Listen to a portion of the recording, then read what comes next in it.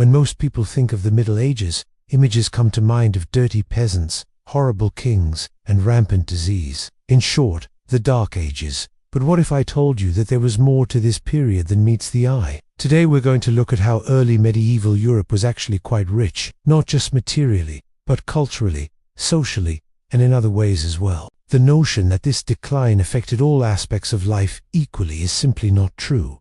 Hello everyone, welcome back to my channel, Historical Room Unfolded. Today we're talking about the richness of early medieval Europe, and before we start I hope you already clicked like this video and subscribe my channel. Okay, let's dive into the video. Let me explain. Alcuin of York, an English monk, is credited with sparking this intellectual movement by bringing classical texts to the court of Charlemagne, who was the king of the Franks. With the help of scribes, these texts were copied and studied, leading to advancements in fields such as literature, philosophy, and science. In fact, even the poorest of medieval peasants had access to certain material comforts. For example, studies have shown that the average peasant's diet consisted of more meat, dairy, and eggs than the average American today. And while housing may not have been as comfortable as modern standards would allow, it was generally warm and dry, which was the most important thing in a time before modern heating and plumbing technology. However, to portray this period as nothing more than a time of filth,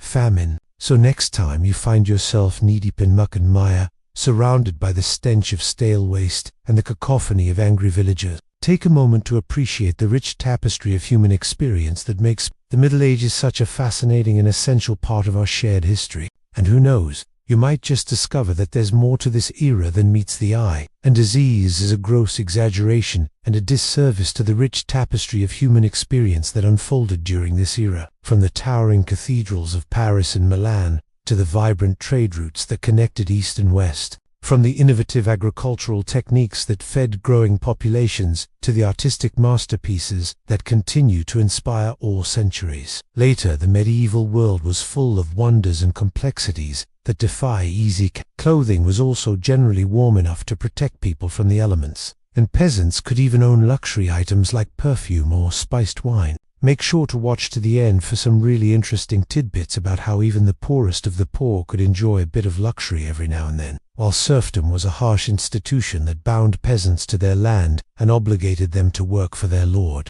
it also provided a degree of security and autonomy. Peasants were generally free to manage their own affairs and make decisions about their own labor, as long as they followed the laws and customs of their region. The fall of the empire led to a decentralized system of governance with local lords, providing security and administering justice in their regions. In fact, literacy rates were higher in medieval Europe than in many other parts of the world at the time, and while formal schooling was rare, peasants were often able to acquire a basic understanding of reading and writing through their work in church-run schools, or by working as apprentices to traveling merchants or artisans. This created a decentralized system of material production with small, self-sufficient communities spread across the continent. Until then, stay curious and keep exploring the past. These communities were often characterized by a high degree of social cohesion and mutual aid, which in turn led to a flourishing of culture. So let's dive right in. While it is true that the fall of the Western Roman Empire in 476 CE marked a significant decline in material wealth for many people in Europe, for one thing,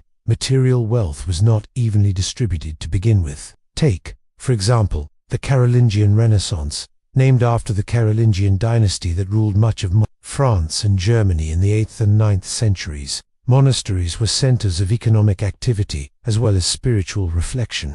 Monks and nuns produced goods such as textiles and wine, which they then traded with neighboring communities for other necessities. They also served as teachers and healers, providing valuable services to the people around them. Another example is the monastic communities that sprang up across Europe during this time. But it wasn't just the elites and the clergy who enjoyed a good amount of luxury. In addition to material comfort, medieval peasants also enjoyed greater personal freedom than their modern counterparts might imagine. It's also worth noting that medieval peasants were not necessarily uneducated.